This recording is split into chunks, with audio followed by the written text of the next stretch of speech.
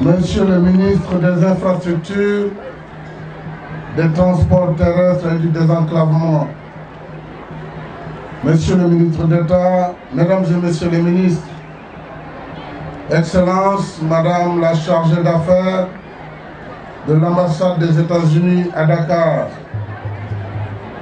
Monsieur le directeur résident du Millennium Challenge Corporation,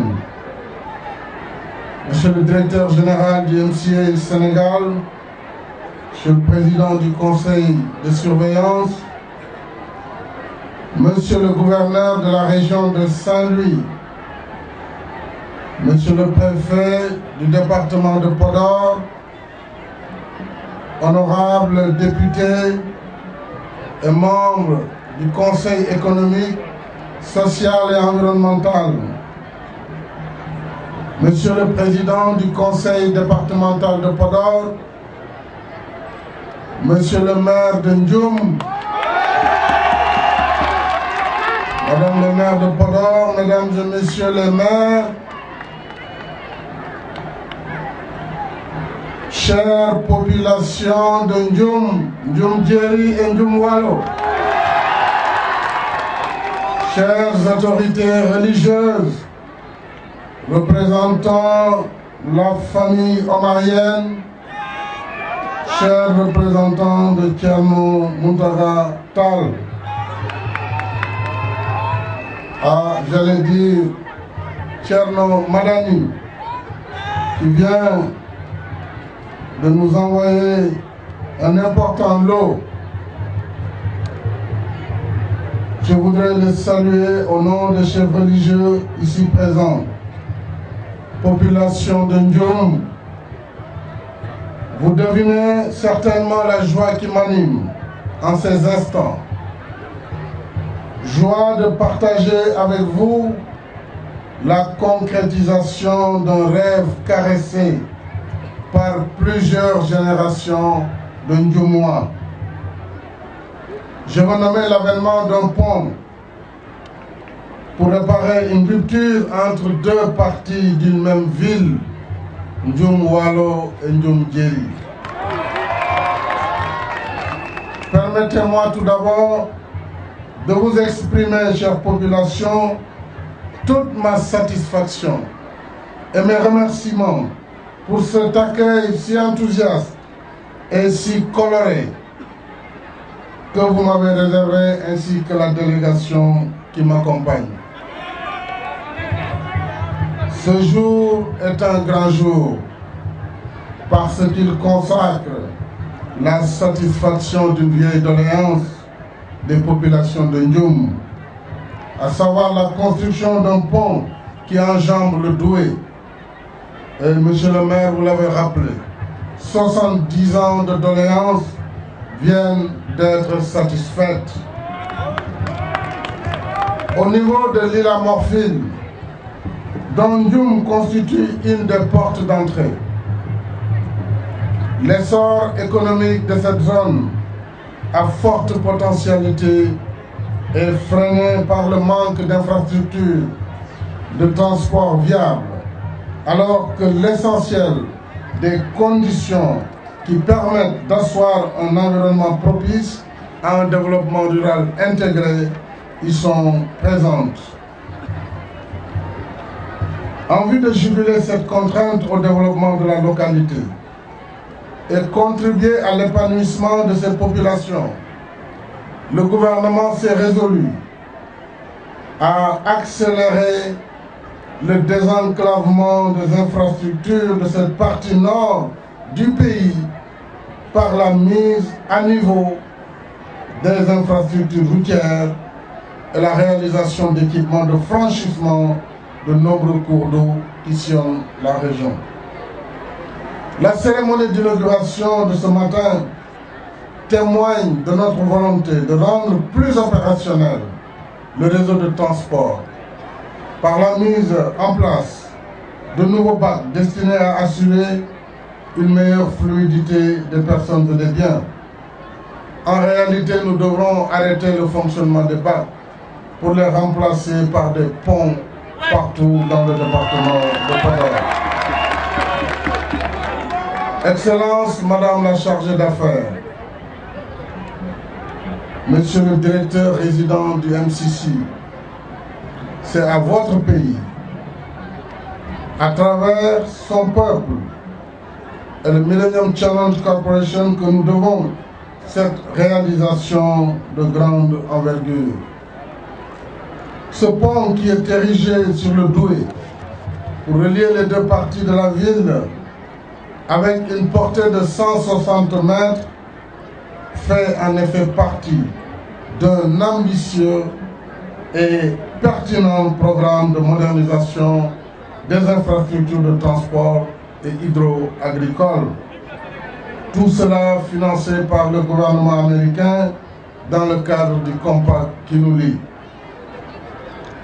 Cette coopération fructueuse entre nos deux pays ouvre la construction, outre j'allais dire la construction du pont de Ndioum et de ses bretelles d'accès pour un montant de 7,8 milliards, est magnifié à travers les réalisations suivantes.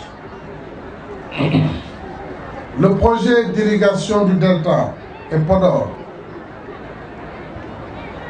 qui sont à un niveau d'avancement satisfaisant. Nous avons d'ailleurs hier procédé, tard dans la nuit, à la visite du projet d'aménagement de la cuvette de Ngalenka sur 450 hectares, dont les travaux sont complètement achevés et les terres allouées aux populations. La réhabilitation de la route nationale numéro 2 entre Richard Toll et Ndioum, sur laquelle nous sommes passés également hier, ce qui nous a permis de constater un état d'avancement des travaux très satisfaisant. La construction du pont Abdoul Diallo de Kolda, d'une portée de 91 mètres. La réhabilitation de la route nationale numéro 6 entre Ziguinchor et Kounkané pour un linéaire de 256 km. Je voudrais à cet instant précis féliciter l'équipe du MCA Sénégal, son directeur général, son personnel, son président du conseil d'orientation, mais également la belle complémentarité avec le MCC ici représenté à Dakar et cette équipe nationale qui ont travaillé en parfaite harmonie. C'est le lieu, je disais donc, de magnifier la solidité de la coopération entre le Sénégal et les États-Unis d'Amérique, représentée ici par Madame Clark, chargée d'affaires, accompagnée par le directeur résident du MCC. Et pour rappel, votre gouvernement a mis à la disposition du Sénégal 270 milliards de francs CFA pour appuyer les efforts de notre gouvernement en vue de promouvoir une croissance forte et durable capable d'éradiquer la pauvreté. Le peuple sénégalais et en particulier toutes les populations du Wallo et du Fouta, par ma voix, remercie le peuple et le gouvernement américain. Je voudrais aussi rassurer les MCC que le gouvernement du Sénégal assurera la pérennité de cet investissement par une maintenance efficiente des ouvrages avec la création du fonds d'entretien routier FERA, dont les ressources disponibles permettront de garantir un entretien du réseau routier et des ouvrages réalisés. J'exhorte la population de Ndioum à ne ménager aucun effort pour la bonne préservation de cet ouvrage. Je remercie les équipes du Millennium Challenge et du MCA Sénégal ainsi que les différents organes qui l'assistent à la maîtrise d'ouvrage Je veux citer l'AGEROUTE et la SAED pour le travail accompli afin de mettre en œuvre ces différents projets.